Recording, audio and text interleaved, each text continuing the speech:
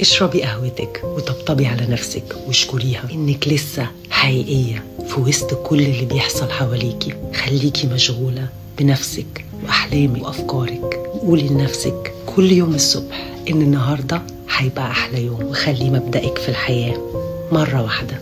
انصحي مرة واطلبي مرة وفوتي مرة، مش كل مرة. اللي ما يفهمش نبرة صوتك عمره ما هيفهم شرحك الطويل. دوري على راحتك، ولو حسيتي إنك محتاجة لحد افتكري كام مرة اتعافيتي لوحدك في أوضتك وانتي بتدعي.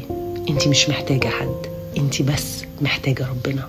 وتأسفي لنفسك على كل مرة حطيتي فيها مبرر لموقف كانت نتيجته واضحة، وتعلمي تشوفي الحقيقة. الإنسان الواضح مع نفسه نعمة، ولو انتبهتي شوية هتلاقي إن في ناس من غير قصد يكشفوا نواياهم بنفسهم، أفعالهم مش من كلماتهم. الحقيقة دايما بتبان في النتيجة، مش بالبدايات ولا بالحوارات.